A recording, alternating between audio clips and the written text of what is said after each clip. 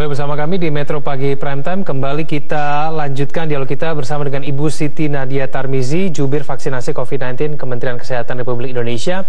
Bu Nadia, sulitnya menambah laboratorium dan infrastruktur betul-betul yang dibutuhkan bagi provinsi itu, kendalanya di mana, Bu Nadia?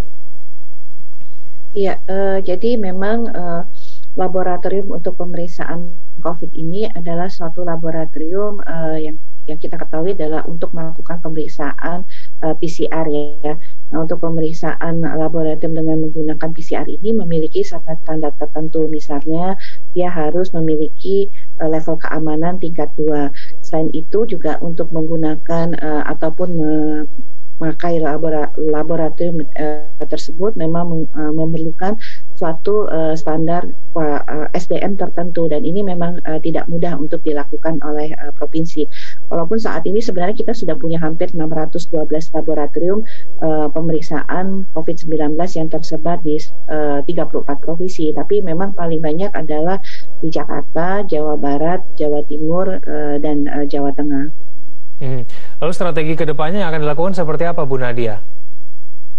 Ya, tentunya kalau kita melihat terkait dengan bagaimana kita bisa untuk angka tes rate ini menjadi lebih baik adalah kita harus memperluas cakupan tes kita, dan perluasan cakupan tes ini saat ini dengan tentunya kebijakan yang baru bahwa penyediaan alat diagnostik selain pemeriksaan PCR real time, kita juga akan mendistribusikan rapid antigen sampai dengan ke tingkat puskesmas. Nah, nanti diharapkan puskesmas bisa mampu melakukan diagnosis secara dini untuk kasus-kasus COVID-19, karena kita tahu saat ini kan sebagian besar kasus kita ini adalah kasus yang bergejala, yang berarti hanya 40% sebenarnya dari total kasus COVID-19. Yang kedua adalah kita melakukan tracing secara agresif, sehingga kita akan lebih banyak juga menangkap tentunya kasus-kasus yang selama ini kontak tetapi mungkin belum bergejala untuk dilakukan pemeriksaan. Dengan pemeriksaan antigen yang ada di puskesmas ini juga kita mengurangi ya waktu tunggu untuk menunggu hasil pemeriksaan RT-PCR yang selama ini menjadi kendala dalam menegakkan diagnosis secara dini. Kira-kira membutuhkan waktu berapa lama, Bu Nadia, hingga kemudian tes rate kita ini bisa betul-betul memenuhi standar dari WHO? Ya, tentunya ini harus kita jalankan ya, karena kita akan mulai dengan mendorong puskesmas melakukan kontak tracing yang baik. Selain itu juga pelaksanaan kontak tracing ini harus didukung juga oleh seluruh masyarakat ya, untuk bisa mengetahui dan kemudian mengingat kembali sebenarnya 3 hari yang lalu itu pernah kontak dengan siapa saja, dan kemudian keterbukaan masyarakat juga untuk mau memeriksakan kalau memang dianggap sebagai kasus kontak atau suspek COVID-19. Baik. Bu Nadia, kalau kita bicara mengenai positivity rate kita yang di angka 17,8, ini apa sih Bu yang kemudian menyebabkan angka tes positivity rate kita ini begitu tinggi? Ya, kalau secara cepat kita melihat bahwa laju penularan yang terjadi itu memang masih cukup tinggi ya, karena kalau kita melihat dari sekian jumlah spesimen yang kita periksa, ternyata 17,5-nya ini adalah angka yang positif. Tetapi juga kalau kita lihat kalau jumlah yang kita periksa itu semakin besar, artinya tidak ketat ya, artinya makin banyak orang yang kita curigai itu adalah COVID-19, kemudian kita lakukan pemeriksaan, ada kemungkinan juga angka positif bisa turun gitu.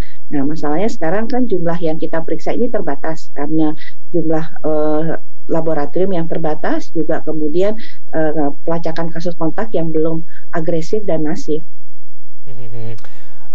Kalau misalnya standar dari WHO kan satu orang yang pada saat melakukan proses tracing ini ada 30 orang yang kemudian ditanyai ataupun dicek begitu ya ketika ada satu kasus COVID-19.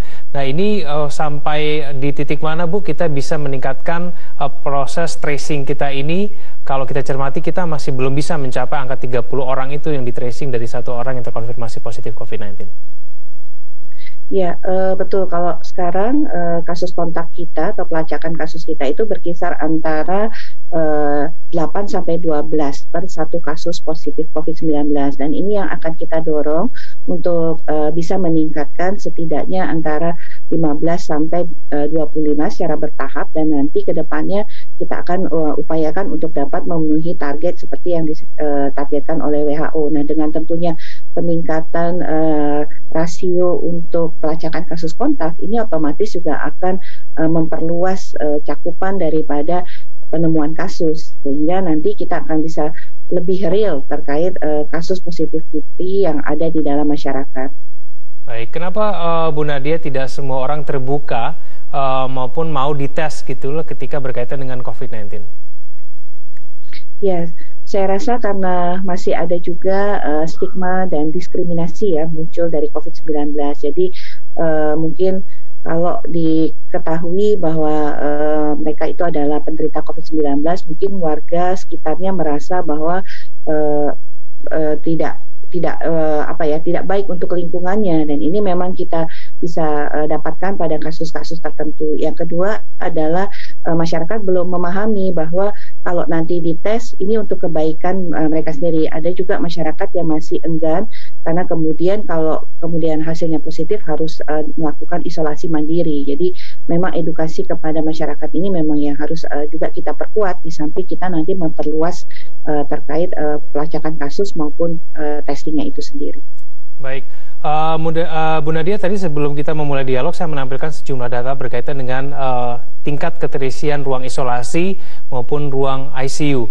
Ini yang hingga sampai saat ini terus mengalami peningkatan sehingga kemudian gapnya semakin menipis, Bu. Ini strategi dari pemerintah untuk menambah tempat ruangan isolasi maupun tempat ICU, ini perkembangannya seperti apa, Bu Nadia?